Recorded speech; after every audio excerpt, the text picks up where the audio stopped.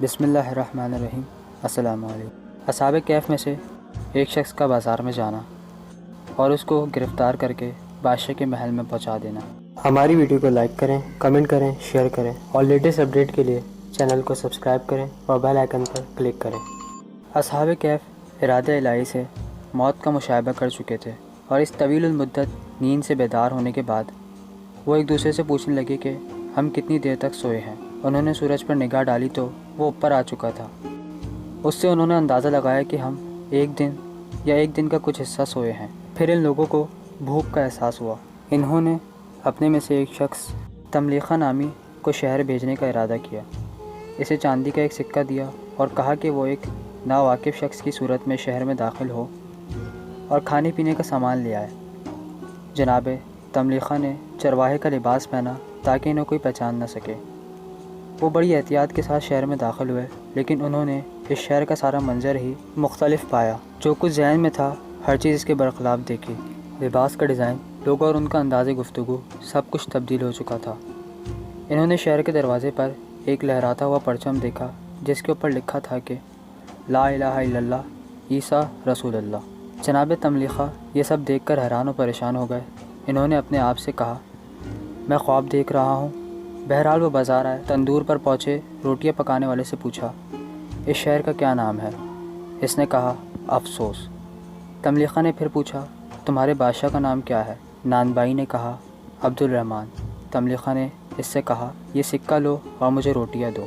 نانبائی نے جب وہ سکہ پکڑا تو اسے معلوم ہوا کہ یہ عام سکوں سے زیادہ وزنی ہے۔ نانبائی کو اس سکے کے بڑے اور الگ دکھنے پر تعجب ہوا اور تھوڑی سی دیر کے بعد اس نانبائی نے کہا کیا تمہیں کوئی خزانہ ملا ہے؟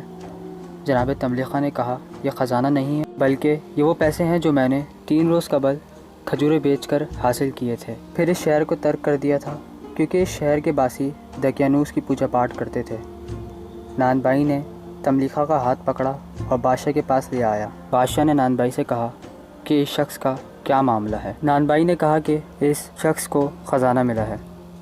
بادشاہ نے تملیخہ سے کہا ڈرو مت، ہمارے پیغمبر حضرت عیسیٰ نے فرمایا ہے کہ اگر کسی شخص کو کوئی خزانہ ملے تو اسے صرف اس کا 5واں حصہ لو، بس تم اس کا 5واں حصہ دو اور چلے جاؤ۔ تملیخہ نے کہا ان پیسوں کو غور سے دیکھو، مجھے کوئی خزانہ نہیں ملا ہے اور میں اسی شہر کا رہنے والا ہوں۔ بادشاہ نے کہا کیا تم اسی شہر کے رہنے والے ہو؟ تملیخہ نے کہا ہاں۔ بادشاہ نے کہا تمہارا نام کیا ہے؟ تملیخہ نے جواب دیا میرا نام تملیخہ ہے۔ بادشاہ نے کہا یہ نام اس زمانے کا نہیں، کیا اس شہر میں تمہارا کوئی گھر ہے؟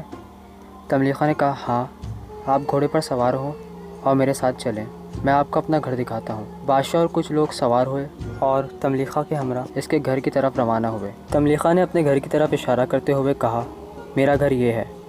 دروازہ کھٹکھٹایا تو اندر سے ایک ضعیف العمر شخص نکلا اور کہا مجھ سے کیا کام ہے؟ بادشاہ نے کہا اس شخص کو جانتے ہو اور یہ کہتا ہے کہ یہ گھر اس کا ہے۔ بوڑھے نے کہا تم کون ہو؟ تملیخہ نے کہا میں تملیخہ ہوں۔ وہ بوڑھا شخص تملیخہ کے پاؤں میں گرا اور بوسہ دیتے ہوئے کہا خدائے کعبہ کی قسم یہ شخص میرے دادا ہے بادشاہ، یہ 6 افراد تھے اور دقیانوس کے خوف سے فرار کر گئے تھے۔ بادشاہ اسی وقت اپنی سواری سے اترا اور اسے اپنے کاندھوں پر اٹھا لیا۔ لوگوں نے تملیخہ کے ہاتھ پاؤں چومنا شروع کر دیے۔ بادشاہ نے تملیخہ سے پوچھا آپ کے باقی ہم سفر کہاں ہیں؟ تملیخہ نے کہا کہ وہ غار میں ہے۔ بادشاہ اور اس کے ساتھی تملیخہ کے ہمراہ غار کی طرف روانہ ہوئے۔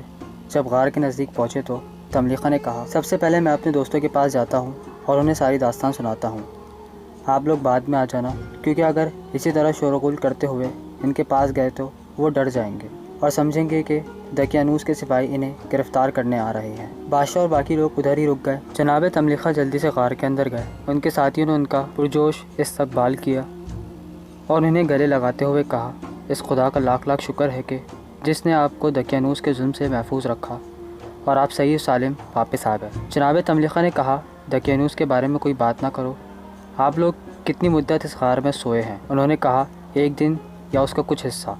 جناب تملیخہ نے کہا ایسا نہیں ہے کہ آپ لوگ 309 سال اس میں سوئے ہیں، دقیانوس مدتوں سے مر چکا ہے۔ حضرت عیسیٰ مسیح علیہ السلام کے دین کے پیروکار کا بادشاہ لوگوں کے ہمراہ آپ لوگوں کی زیارت کے لیے غار کے قریب آئے ہوئے ہیں۔